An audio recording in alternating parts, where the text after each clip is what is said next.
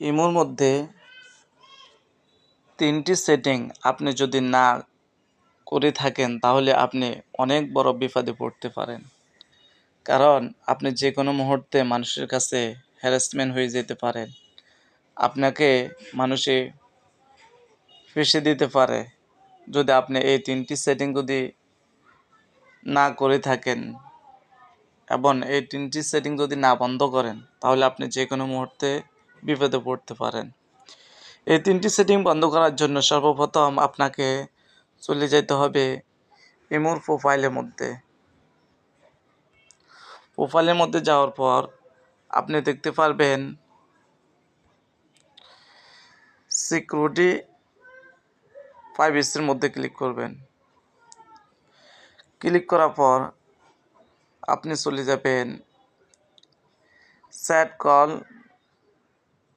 এর মধ্যে চলে যাবেন। যাওয়ার পর আপনার কাজ হচ্ছে এখানে ব্লক স্ক্রিনশট ফর কলস এর মধ্যে ক্লিক করবেন। এটা আমার এখন বর্তমানে টিকমার নাই। এটি যদি টিকমার না উঠিয়ে দেন তাহলে আপনি যখন কেউ সাথে ভিডিও কলে কথা বলবেন তারা আপনার কলটিকে স্ক্রিনশট অথবা আপনার কল রেকর্ডিং করে নেবে।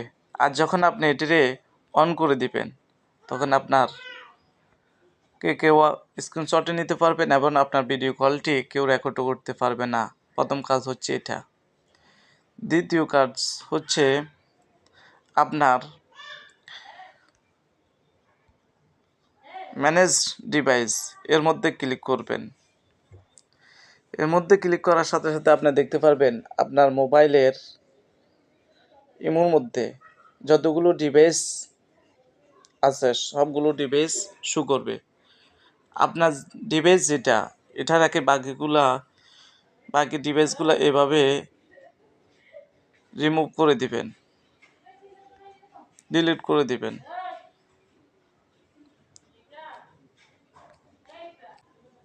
ডিলিট করার পর তৃতীয় নাম্বার কাজটি হচ্ছে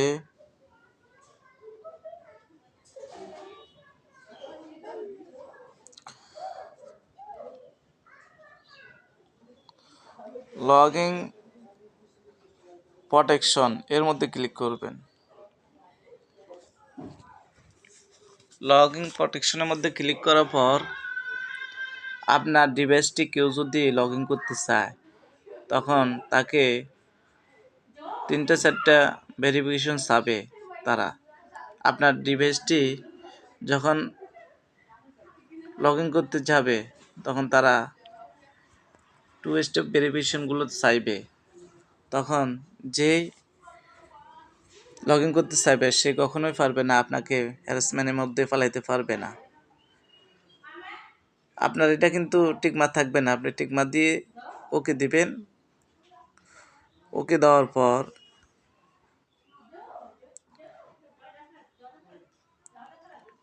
এনাবেল এর মধ্যে ক্লিক করবেন। এনাবেল প্রোটেকশনের মধ্যে ক্লিক করবেন। ক্লিক করার পর আপনি এনাবেলের মধ্যে ক্লিক করবেন। করার সাথে সাথে আপনি এটা অটোমেটিক চালু হয়ে যাবে। যখন কোনো ব্যক্তি আপনাকে এবং আপনার ইমোকে লগ ইন করতে যাইব তখন তার এখানে কখনোই লগ ইন হবে না। আপনার কাছে কল আসবে এবং মেসেজ আসবে। আপনি যখন অ্যালাউ করবেন তখন করতে পারবে, আর যখন অ্যালাউ করবেন না তখন সে আপনার ইমোটারে লগ ইন করতে পারবে না কখনোই। আশা করি বুঝতে পারছেন। ভালো লাগলে ভিডিওটি আপনার টাইমলাইনে শেয়ার করে দিবেন। আল্লাহ হাফেজ। আসসালামু আলাইকুম।